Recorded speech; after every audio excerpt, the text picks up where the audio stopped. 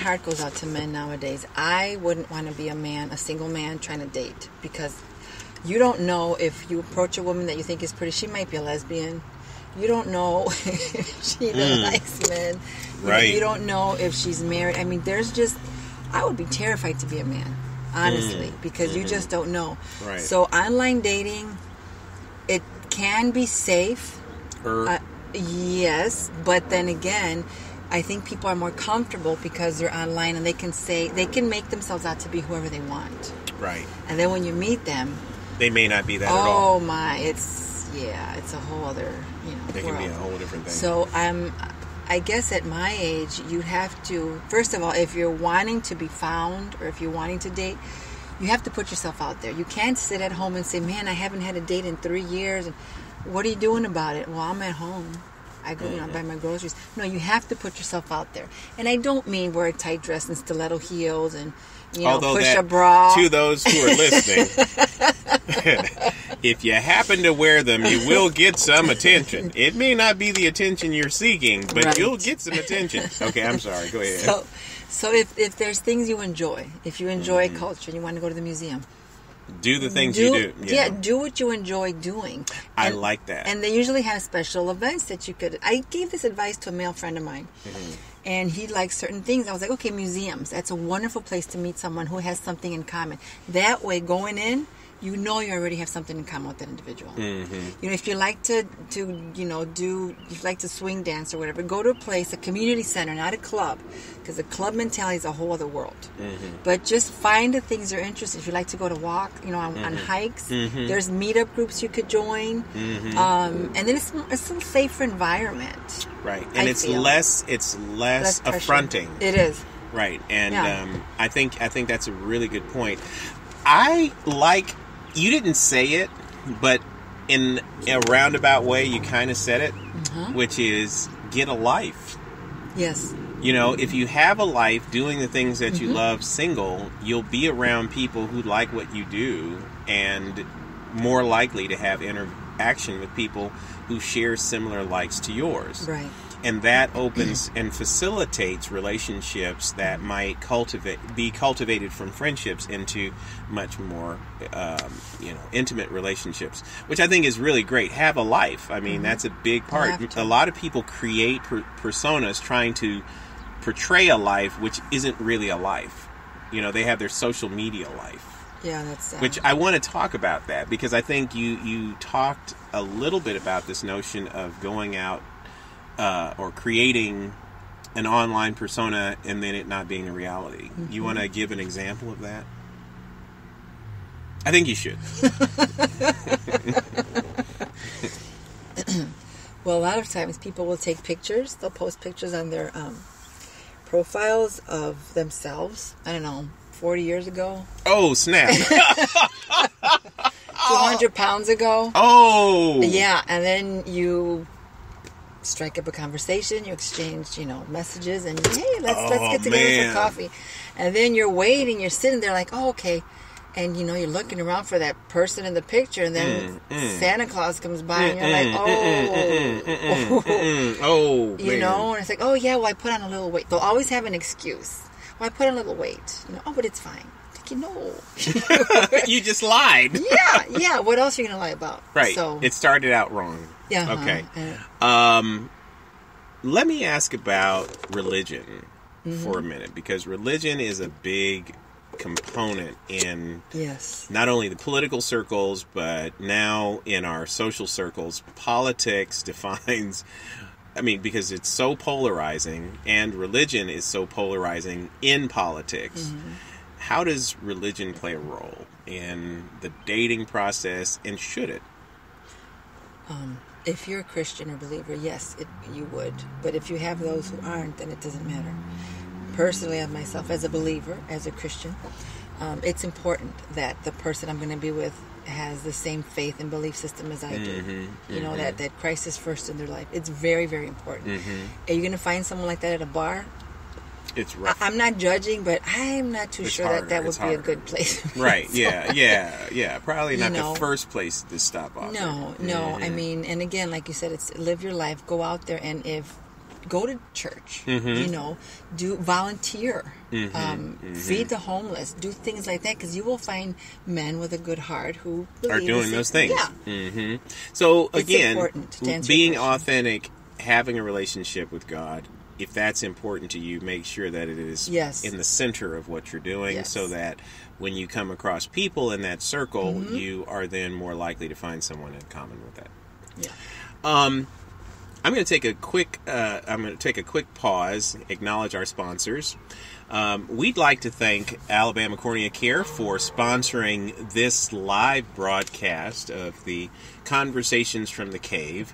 They are Northern Alabama's first irregular cornea, keratoconus, and scleral lens center, specializing in treating patients who have irregular corneas due to trauma or progressive disease. We're also very excited that this show is produced by the Provox Media Group, also located in Northern Alabama, specializing in inspirational and positive broadcasting for individuals who are interested in not only having a positive message, but being inspired by what you listen to. Again, we thank Provox Media for producing this show. Before we go, I want to turn our topic, our focus a little bit to something that I think is a big challenge when you think about male-female relationships, because you can't get around the chemical attraction. Let's talk about chemistry, and is that important, or is how to stay out of the friendship zone? You know what I'm saying? You say it's important. Okay, so why is that important? So let's from a woman's perspective, how important is chemistry? I believe it's very important. When you have that, it's magic. It really is. It's like. But how do you know it's not lust? Oh, that's a good question. Because you're not. You click and you're not. It starts up in your head. I know, in your brain, and then But when there's chemistry, and the difference between chemistry and lust is you're not trying to get in their pants. You're just like, wow, this person. We're having this conversation. We just met, and initially it is about. And I hear when people say, "Don't be superficial. It's not important, but the outside, it's the inside that counts." Honestly, it's the outside what gets you first. You know what I'm saying? The person's appearance is what's going to decide whether or not you're going to spend another 5 minutes with them or not, or if you're interested. But when you meet someone and there's that spark, and you're like, wow, and then you start, because then you like the way they look. Yeah. But then when you start talking, that's when the chemistry happens. When it's like, oh, wow, and then it's like you've known each other forever when you just met. Right. So it's an easy type of conversation. It is. It is. And you just don't want it to stop. It's just wonderful. Is that element absolutely necessary, or can it be cultivated? From your perspective. Right. Well, from my perspective, if you can get it quickly, immediately, it's amazing. Anything can be cultivated. If you feel the person is worth your time and they're kind or whatever, yeah, it can be cultivated. I don't know if it would be chemistry anymore. Or, what do you think it would be? I don't know. Maybe that's a good question. I don't know. Just a friendship, then. Yeah. Unless you're attracted, there's a mutual attraction, and there's that mutual attraction, which can develop from a friendship, right? Which you would hope to have. So, what's more important, friendship or chemistry? Oh. I believe you can have chemistry first, and then that'll blossom into a friendship, and then that'll blossom into a relationship. Can it be the other way around, in your opinion? Yes, I would say so. Do you think more relationships have a stable foundation in friendship first, or do you think that puts you in the friend zone, which risks it not being something that turns into a real relationship, dating relationship? I think when you're, I think you would know, especially at this age, this mature age, as you call it. Well, this is for all single guys. We target. Right. I mean, the show really is listened to by guys 23 to 53, 50 60, you know. Okay, but I think that when you're you have a female or male friend, I think even though in your head you're going into it as a friendship, I feel that whether you like this to eventually be something more. Okay, so what we need that brings up the infamous friend zone. So if guys, would you say to the guys, if you find yourself in the friend zone, move on? Yes. There you go. You've heard it on Conversations from the Cave, live, without even an explanation. A simple move along. If you find yourself in the friend zone, instead of pining over a relationship that does not come in the form of the kind of relationship you're trying to have, waiting around for it to blossom into that is probably not a good idea. You heard it here first, straight out of a woman's mouth, without hesitation. If you're in the friend zone, you're going to be in the friend zone. Move it along. Right. All right. Going back to what you said about can friends, yes, but it has to be both both people have to be in agreement. Now, so yes, to your question, just move along. Move along. Yeah, all right. That's powerful. I think most people want to know that answer. Let me ask you, how important is trust in a long-term relationship? I feel if there is no trust, there is no relationship. So if you find that one party or another is cheating in a relationship, not a marriage, but in a relationship, is that an automatic move along? For me, I would forgive, but just because you forgive someone does not mean you have to maintain. No, exactly. Okay, so this is yet another, hard and fast opinion, but a very strong admonition from, I think, both of us, that if you find yourself in a relationship where you are constantly being cheated on, then the trust in that relationship has eroded to the point where it is not a relationship that would be safe in maintaining. Exactly. Finally, what about this notion of open relationships? We talk about this now where people date a variety of people in open relationships, some of them physical. Some people even have open marriages. Right. That's going to be a whole nother topic in and of itself. But what's this notion of open relationships? Are they helpful, harmful, beneficial? Does it matter about age? What's going on there?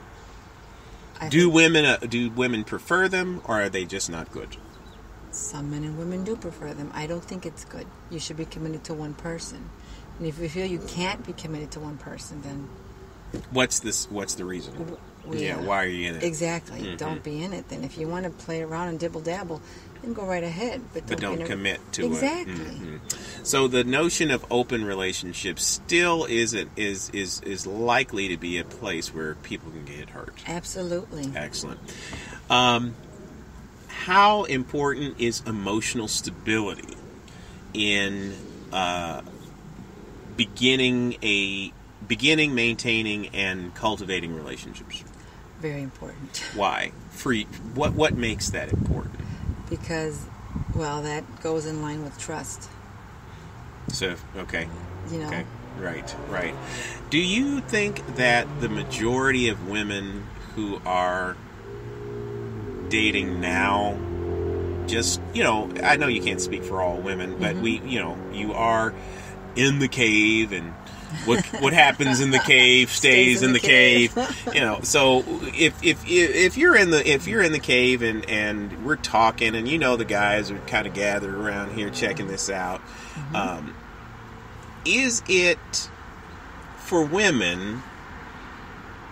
What are the most important elements that need to be in place for guys to be ready to begin those relationships, substantive relationships? Okay. It's not difficult. They need to be emotionally mature. Okay, emotional maturity is a big one. They should be able to provide for themselves. got to be able to take care of yourself. So if you're living in your mom's basement, probably That's not a good move. No, probably not. Time to move. Probably need to move. Not a good move, but need to move.